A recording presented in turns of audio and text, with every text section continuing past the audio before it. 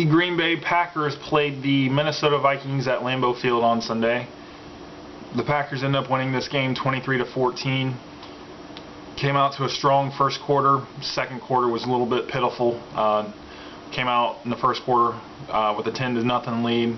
Second quarter we scored nothing while they scored 14, so they went into halftime up 14-10. And then the strong third quarter again, another 10-0 score there to put us up 20-14, and then another strong effort in the fourth quarter defensively, as we didn't allow them to score once again.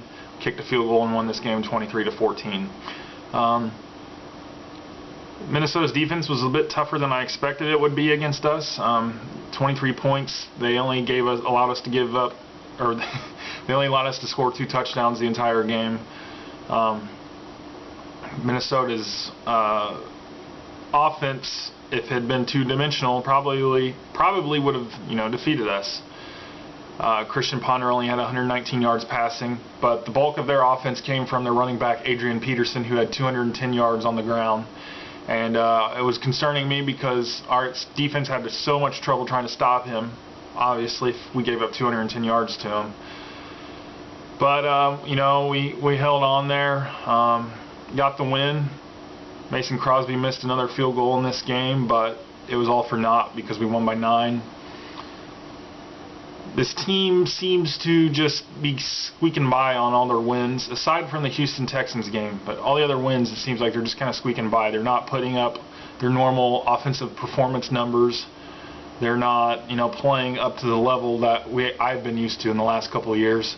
So for this team to be 8-4 right now is awesome, especially in the position that they're at, because the last wild card team at the moment is 7-5, and then after that teams are 6-6, so they've got about a 2-game lead as far as playoff spots are concerned, and 4 games left, and 3 of those last 4 games are against 3 of our 4 division rivals.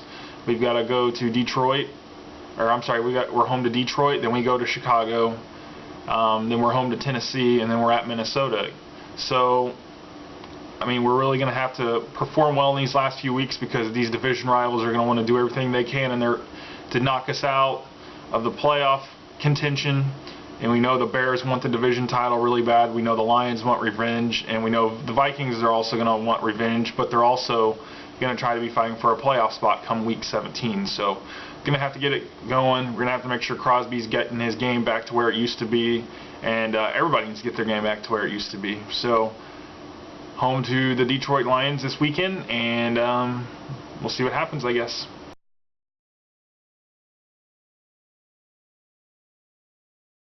Well, we knew that the Butler Bulldogs had clinched a share of the Pioneer Football League title, and a week later, Drake, who defeated them in their one loss, Drake clinched a share of the Pioneer Football League title by winning their final conference game.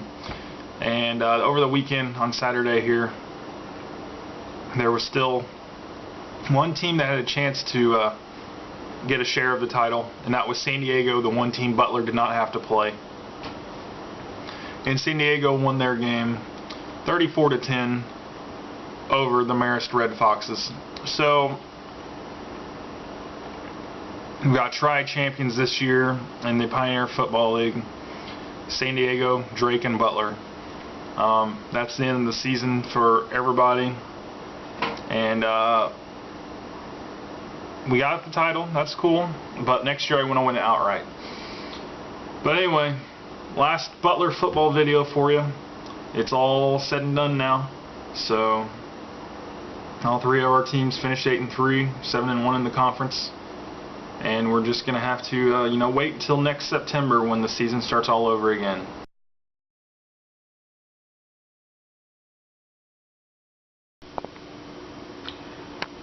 Well, fantasy football, I'm really kicking myself because I lost this game and I should have won it. Not saying that, so-and-so didn't perform like I thought they were going to or anything like that. No, this was solely my fault. I started Chad Henne this week. As you can see, he got me 14 points, but I knew Cecil Shorts and Justin Blacken were going to be out, his top 2 receivers. So I had meant to put in Jay Cutler.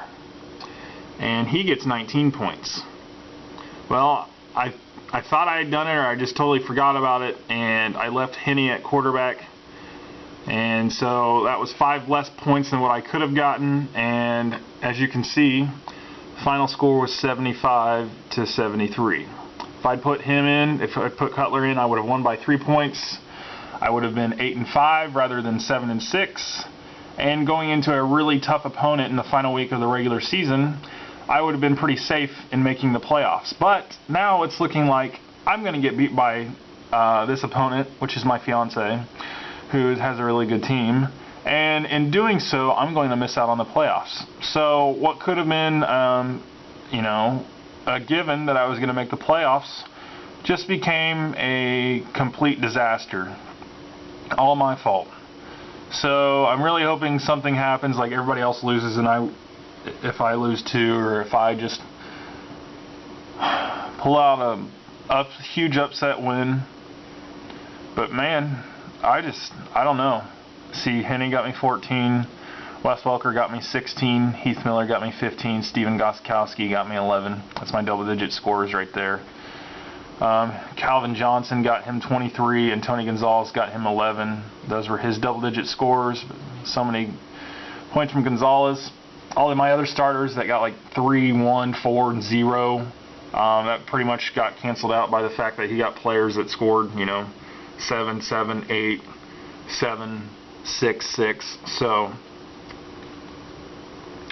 yeah, I might have screwed myself.